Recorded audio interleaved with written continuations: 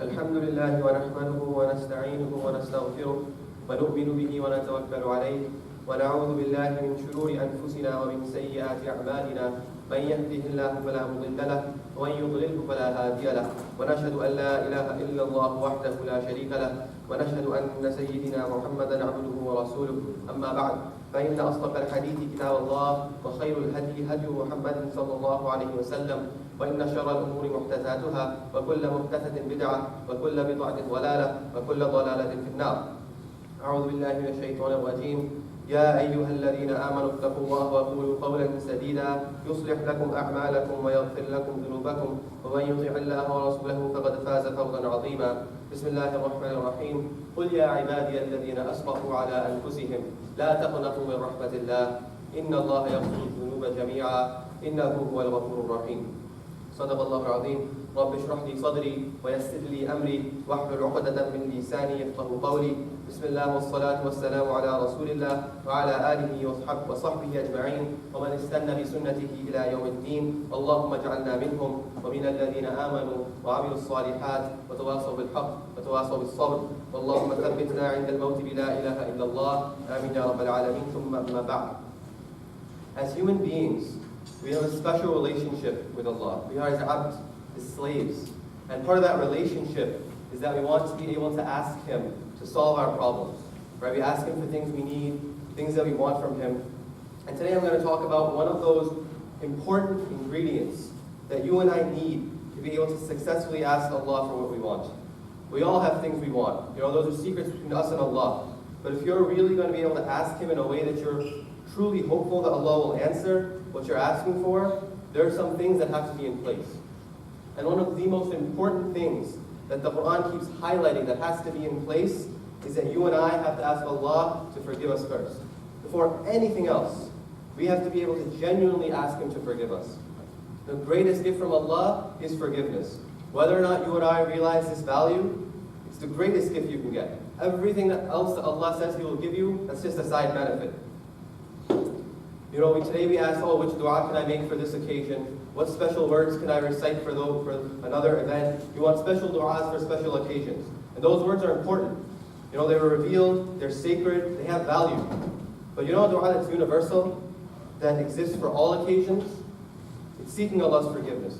The dua to get rid of all your problems, the one that will take care of everything, is genuinely seeking Allah's forgiveness. That's why the Quran came down. That's the purpose of revealing this entire Quran, so that a human being returns back to Allah. All the worship we do is to put us in a better place to ask for Allah's forgiveness. If we're not turning to Allah, if we're not turning to Him for forgiveness, we're missing the entire point. I'd like to begin by talking about Nuh alayhi salam. Nuh alayhi salam, as many of you know, invited his people for over 900 years. أَلْفَ سَنَةٍ إِلَّا خَمْسِينَ عَامًا. 1,000 years minus 50. This is how Allah puts it.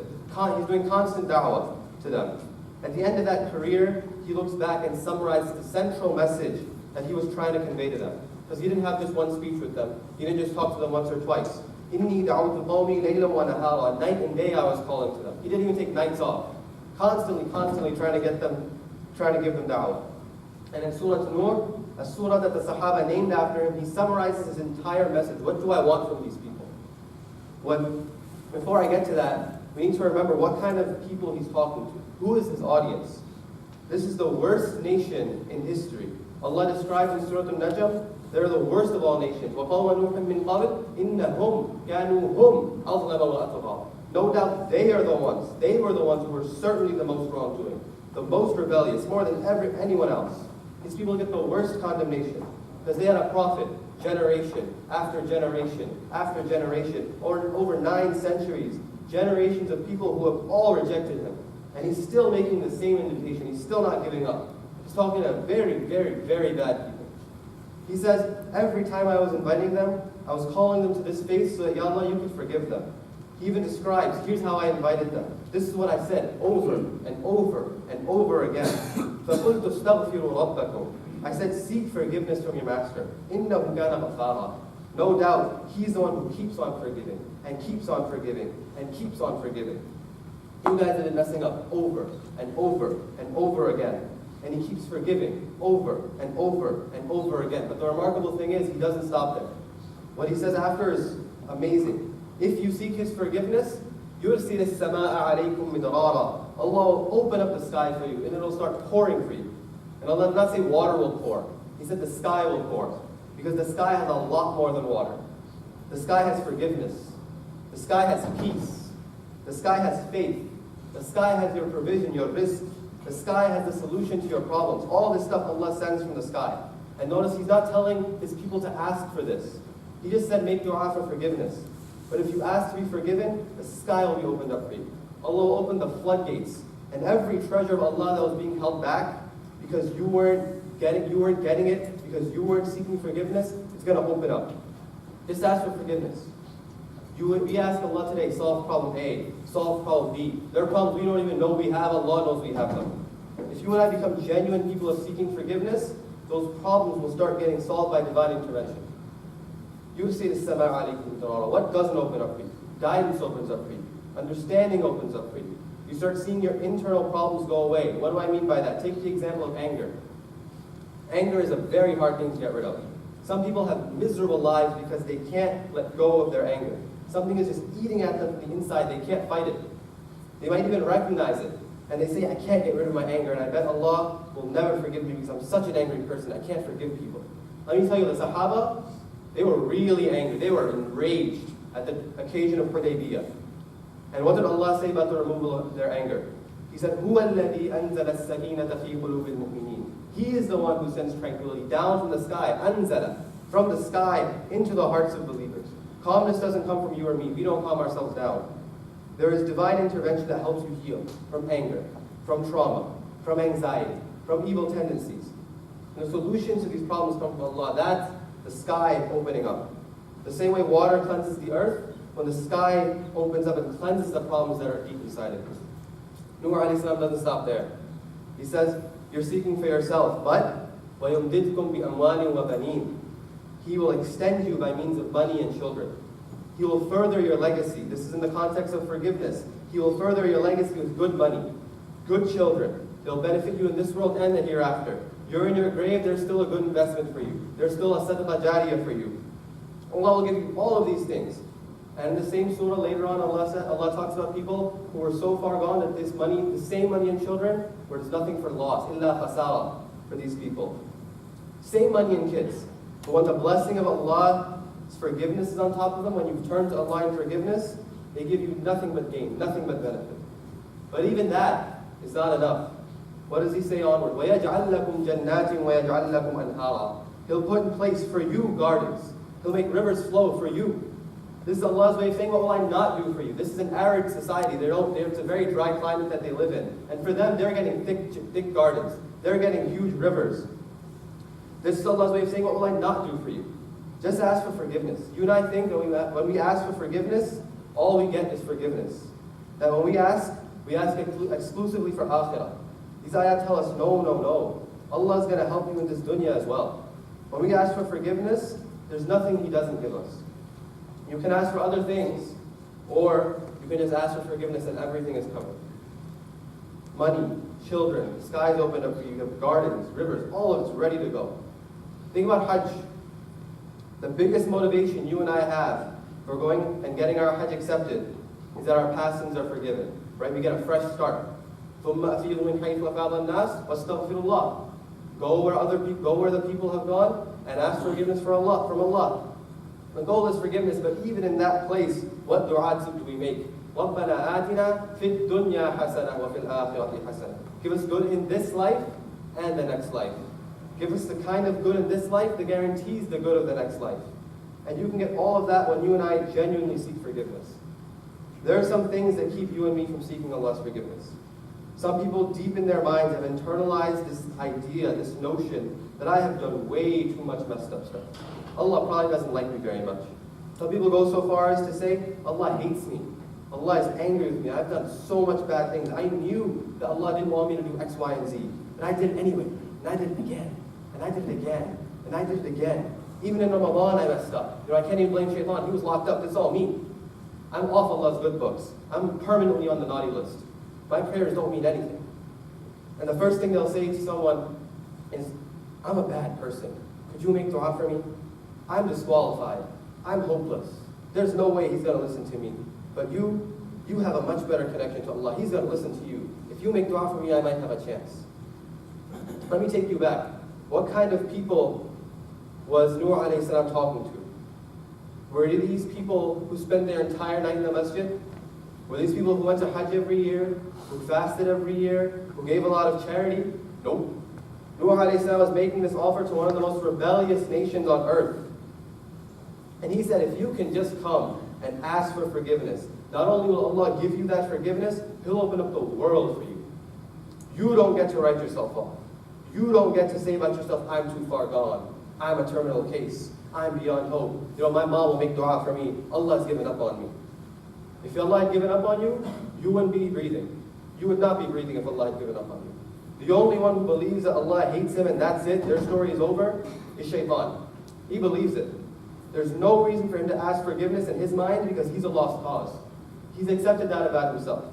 If you accept that about yourself, whose footsteps are you following? Think about that. This is how shaitan pulls you away from connecting with Allah. He's lost that connection. He doesn't want you to have that connection either. He takes advantage of the hopelessness of people and he uses that to open the doors to shirk. Because then false religions will come and say, you're too messed up. Let Jesus forgive you.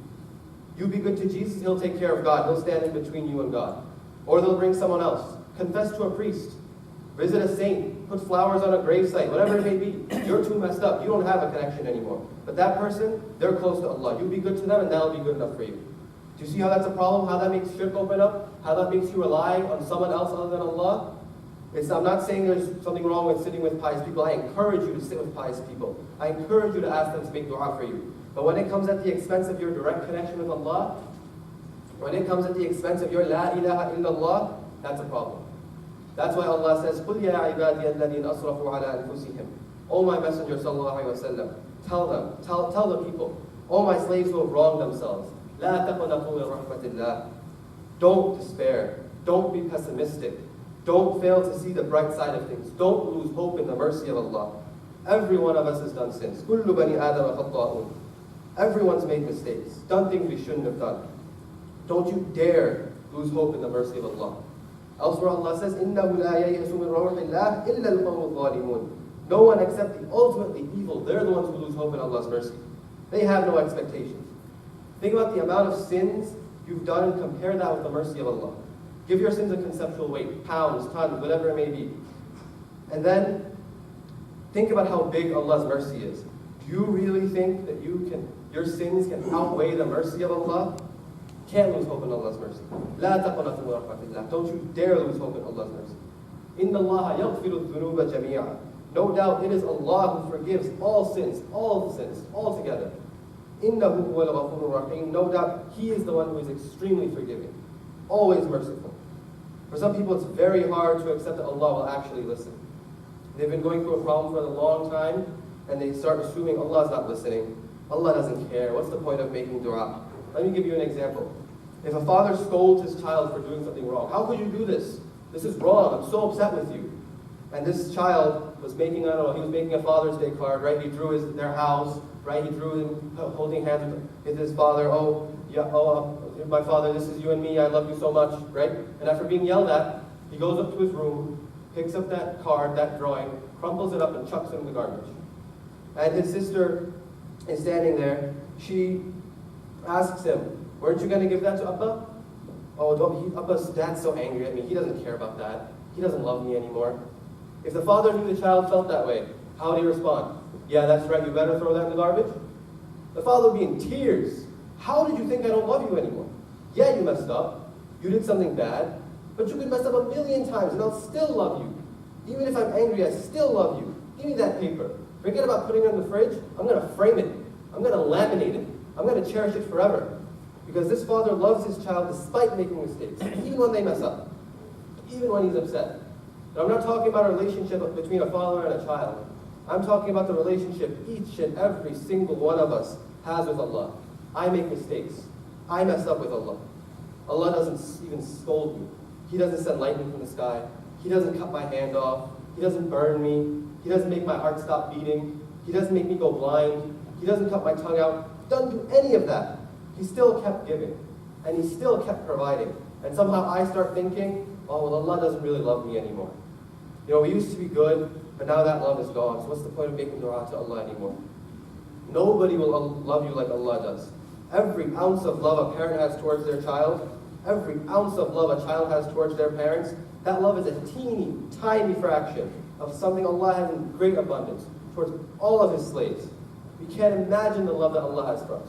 Don't let anyone ever tell you that you're too far gone, that Allah is not going to listen to you, that Allah is too upset with you. Don't let anyone tell you that. Allah loves us so much that He recognizes our fear. That's why He says, He tells His messenger, He says, Qul, Prophet, you tell them, my people. He doesn't say it directly. Why? Because when you refer to a group, Ya ayyuhal ladina, all those of you who, there has to be a group who's accepting that they are part of that group. Ya ayyuhal ladina kafaru, those of you who disbelieve, there's a group that says, yes, we are those who disbelieve, we're listening. Ya ayyuhal ladina amanu, those of you who believe, there's a group that says, yes, we are the ones who believe, we are part of this group, we're listening. Ya bani Israel, yes, there's a group that says, yes, we are the children of Israel, we're listening. That's why Allah never says, Ya ayyuhal ladina nafaqu in the Quran. Ya ayyuhal munafiqun. He never says those of you who have committed hypocrisy. Because no one's going to admit that they've done hypocrisy. That's something hidden. So when Allah says, Ya ibadiyal ladina asrafu, those of you who have wronged yourselves, there is a group that's admitted that they've wronged themselves. That's a very hard thing to admit. That comes with it feelings of guilt, feelings of self-disgust, feelings of shame, feelings of fear. They scare you from wanting to talk to Allah. How can I show my face to Allah? I did so much wrong. Think if your mom has a favorite gamla, or gamla vase, a vase, right? That really, she loves it so much, right? And you break it by accident. And you haven't told her yet, but you're terrified of facing her. Oh my God, this is my mother's favorite vase. I broke it. How am I going to show my face to her? I can't do it. But there's a favorite aunt that you can confide in. There's a favorite uncle that you can confide in. You can talk to your father. You can tell your older sibling that this happened. And what do they tell you? They'll let you cry for a little bit. They'll let you get it off your chest a little bit, and then they'll say, "Go, no, don't worry. You can tell Amma. She'll forgive you. Just go to her, apologize. She still loves you. You think a vase is going to come between the love that your mother, that Amma has for you? No way. Go tell her." In the same way, Allah recognizes that about you and me.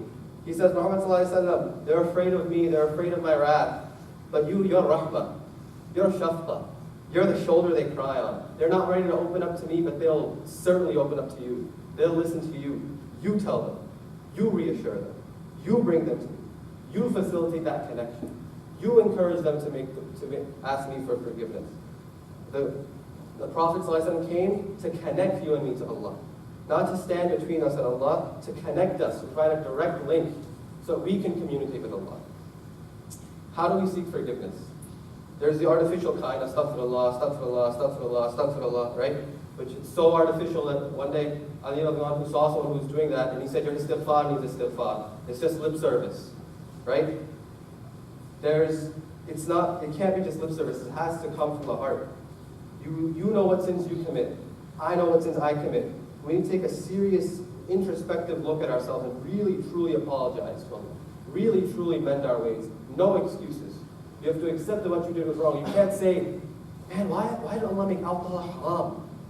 You know, it has so many health benefits. Look at all these scientific articles. You know, you can't say, Allah doesn't, in the ayah, it doesn't say that alcohol is haram, so it can't be that bad, right? It's a really funny one. You know another funny one I've heard? Oh, the Quran says khamr. Khamr means wine. It doesn't say anything about beer. It doesn't say bira. I can have all the beer I want, right? Glug, glug, glug. Right? Have to let go of that. Have to let go of that. You have to accept that no, alcohol is wrong. And you also have to accept, after saying alcohol is wrong, you have to accept, I shouldn't have done that.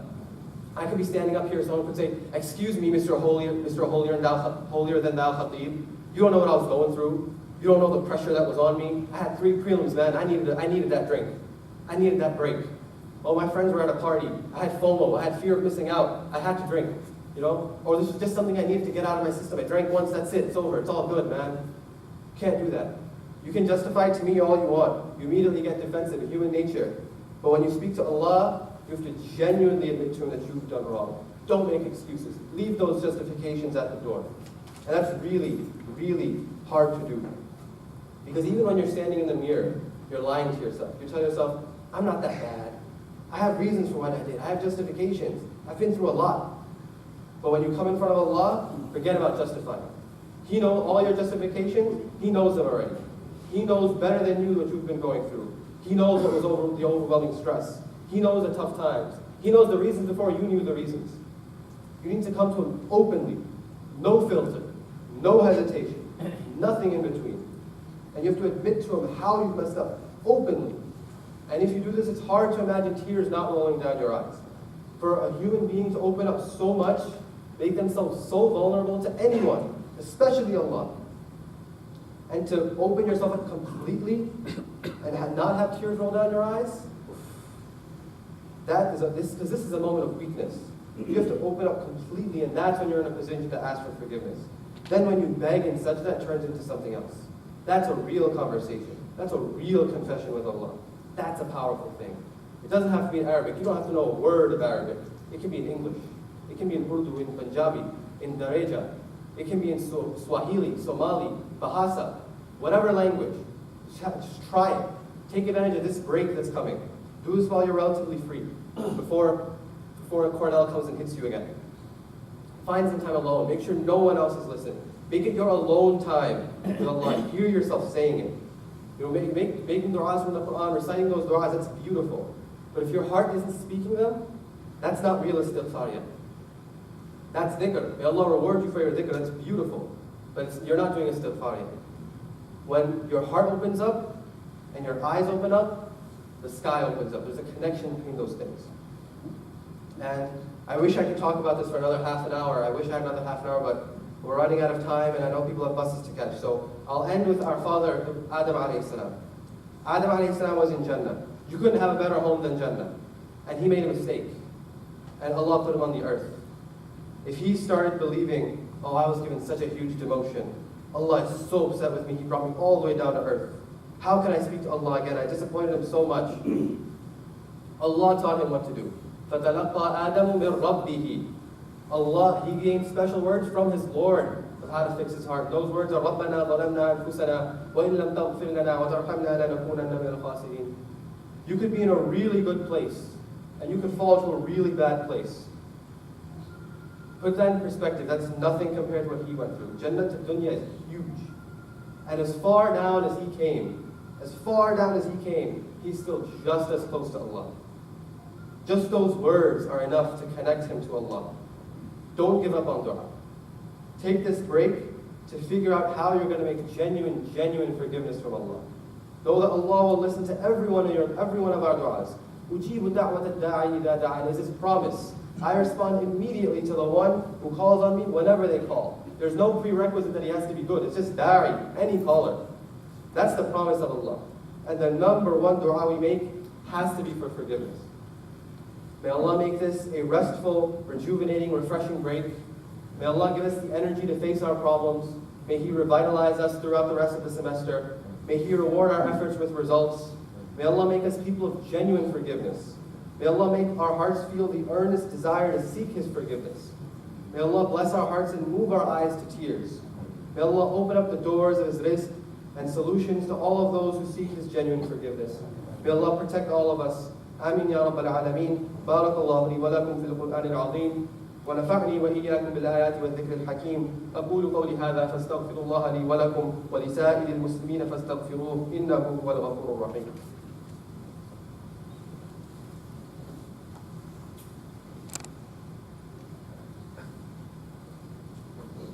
الحمد لله رب العالمين والصلاة والسلام على رسول الأنبياء والمرسلين. نشهد أن لا إله إلا الله وحده لا شريك له ونشهد أن محمدا عبده ورسوله أرسله بالحق بشيرا ونذيرا بين يديه الساعة.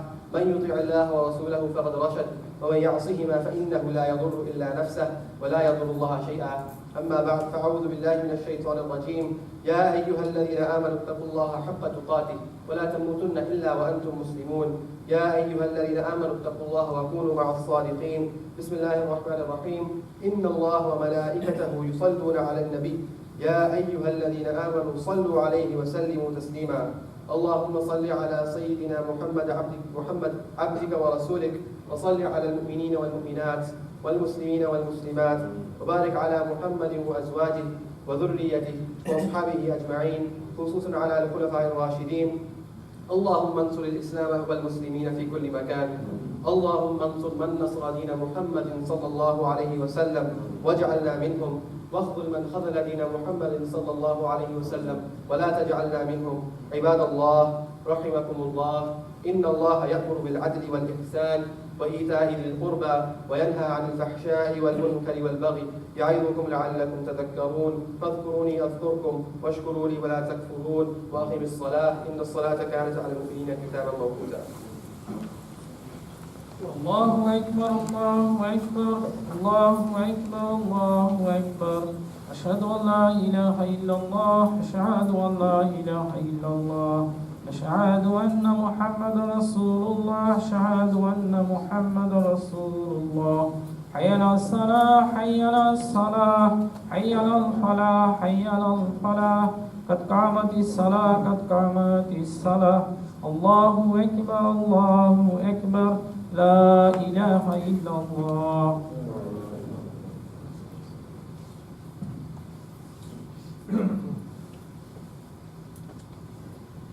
الله أكبر.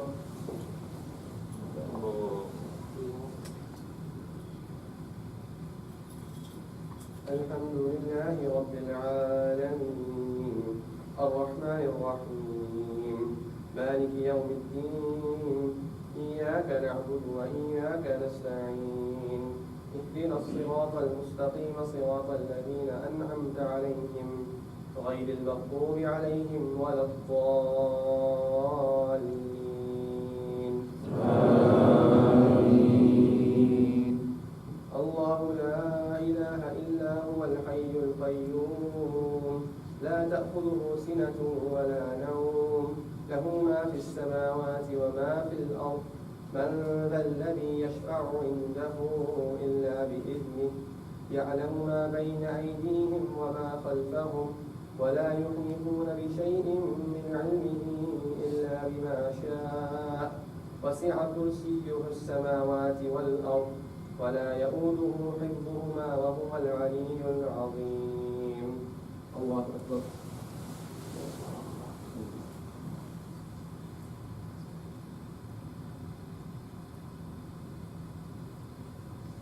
سمع الله لمن حمده. الله أكبر.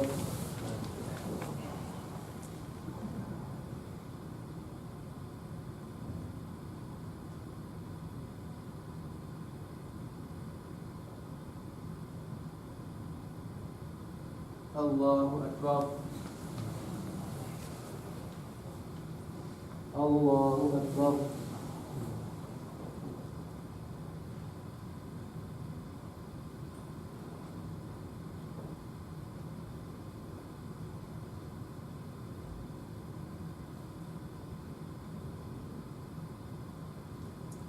الله أكبر. الحمد لله رب العالمين الرحمن الرحيم مالك يوم الدين إياك نعبد وإياك نستعين اهدنا الصراط المستقيم صراط الذين أنعمت عليهم غير المغضوب عليهم ولا الضالين. آمين. إنما المؤمنون الذين إذا ذكر الله وجلت قلوبهم وإذا تليت عليهم آياته زادتهم إيمانا وعلى ربهم يتوكلون الذين يقيمون الصلاة ومما رزقناهم ينفقون أولئك هم المؤمنون حقا لهم درجات من ربهم ومغفرة ورزق كريم. الله أكبر. الله.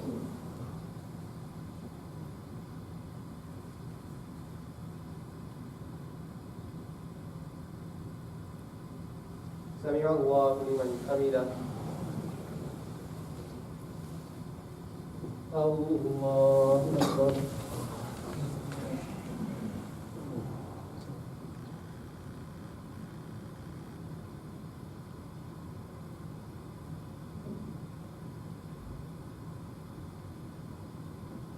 الله أكبر الله أكبر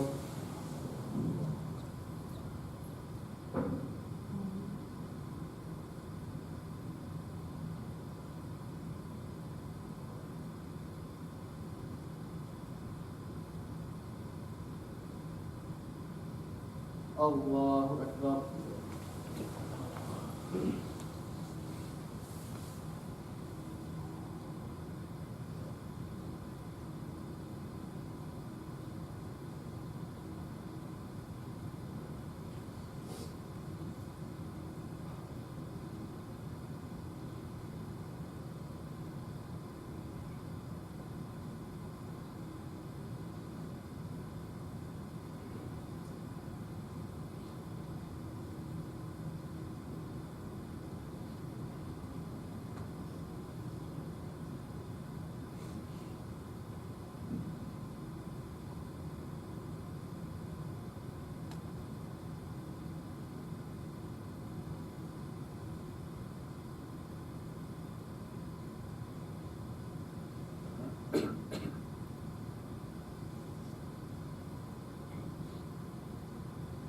السلام عليكم ورحمة الله السلام عليكم ورحمة الله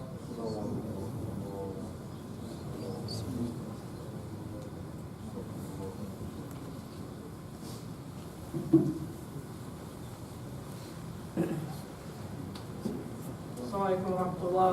Taqabbalallah to our Khatib.